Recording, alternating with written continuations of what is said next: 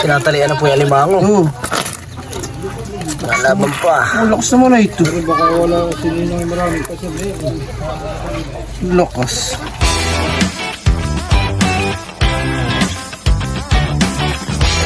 Paredor, andito tayo ngayon sa Pakatan. Magbubuntog tayo ng mga bubo. Kasama natin si Master 4J. Yan yung ating mga bubo. So binubuntog niya yung bubo dito sa mga gilid-gilid ng bakawan para makahuli ng alimango at mga alimasag o yung mga kasag. Tatago doon sa sulok. Ito yung lugar ng bakawan. Ito yung tinitirhan kalimitan ng alimango at ng mga kasag dito sa aming lugar. Yan naman yung mga ugat ng daluro. Daluro ang tawag diyan. Ito yung bakawan. Ito yung lugar na maraming, ito yung lugar ng mangrove site. Ito parting ito. Ito yung mga bobo natin. Mga folded bobo. Bobo trap. Lilipat naman tayo ng ibang area. Ito yung aming sinasakyang bangka. Inabot kami ng malakas na ulan. Para kami basang sisiw. 50 piraso po yung bubo naming dala.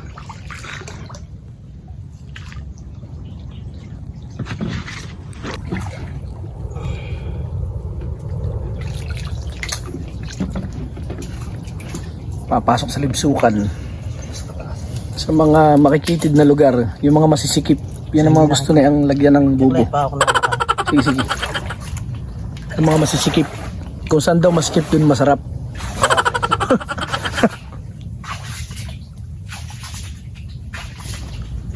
Kusong-uso din po sa amin dito yung nakawan ng bubo. Ng bubo trap. Inanakaw din po dito sa amin. Kasi parang 300 pesos ang isang piraso ng bubo pagpapagawa.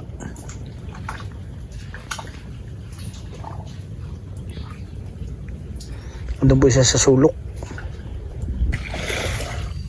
Pag pumasok na rin yung alimasag, hindi na siya makakalabas.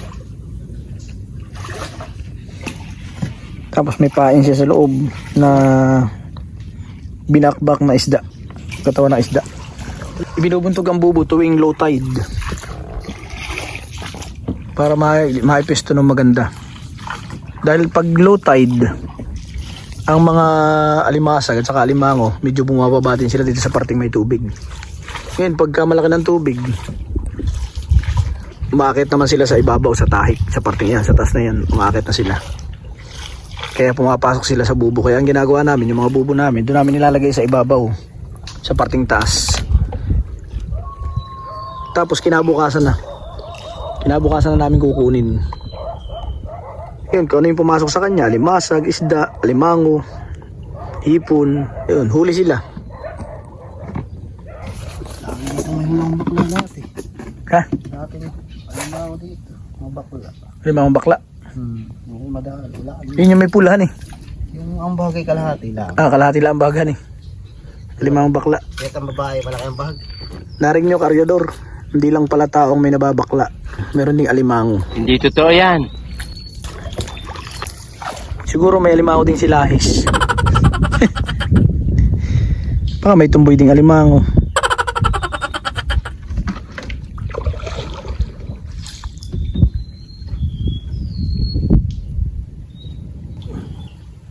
Tingnan nyo ka-reader yung punong yan, mga ugat. Ang galing ng punong yan. Ano kayang puno yan? Yung matigas ang ano. Ang puno rin, matigas yun eh. Ang galing ng pagkakaugat.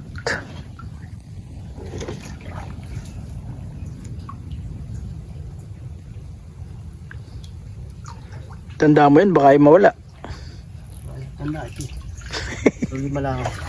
Gasuhin. Inasuhin. Nakawala sa pisto. Pag sungkit mo, malangaw. Kahit tayo, may papandawin mo siya. At may puntaan pa rin. Ay sa gabi na. Makakahibas.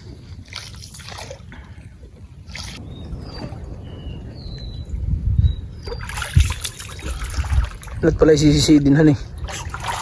Hindi, pag malalim, pag walang papay sa mayo, sinisisit ko talaga. May presa. Sa prinsa. Oo. Ito pa na.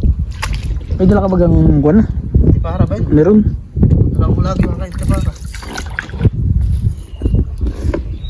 Hindi ako maglagay sa 12 hours later. Hindi na po tayo nakasama dahil masama ang dagat.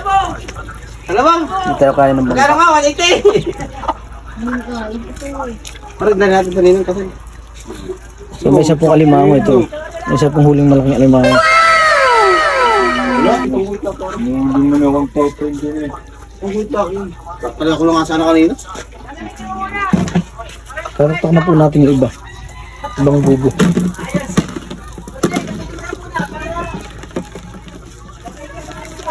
Yan po yung mga barabara.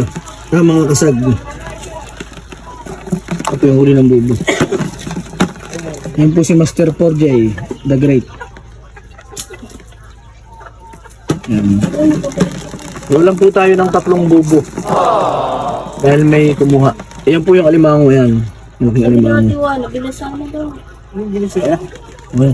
Ano kita ba ito? Ang tawag naman po dito ay pupukan. Ito yung... bakit tulog yata yung pupukan? Uy, makakagat ka na eh. Tulog? Ba't tulog? Araw ay. Ay po, medyo patulog-tulog po siya.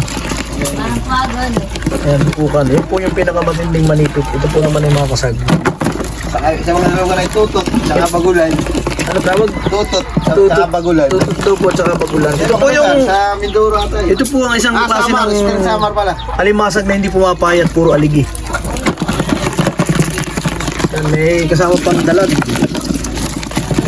Sa pag-ikot ka. Ito po, paborito ng mga high blood. Ang daming alimasag. Nakakabayad ka daw. Nakabay tayo kung pare. Sa buhay. Pero na po nagbabagtan. Ako kasi kumain. Nagbabaras. Kaya ka naman.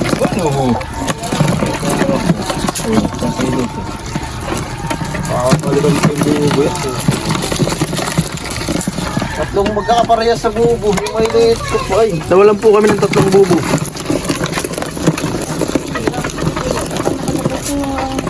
Ayan, nagising na po yung isang pupukan. Ayan, nagising na oh. Bumilo. Ayan, yung mga pupukan.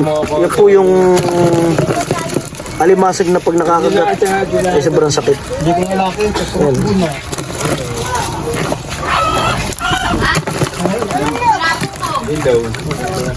Sira naman ito sa agi ah. Wala talagang kuha nilang kamay, pa. Oo, sa mata. Ang sipit pala. Gandang kulay na yan. Yan, may huli pa pong butete. Ito po yung buteteng may lason. Sabot pa ini. Lapo. Yan, may lapu-lapu mong kasama. Lapu-lapu. Yan, lapu-lapu. Halo po ang lapu-lapu. May ano ba kasi ah? Dayang mo. Yan, lapu-lapu.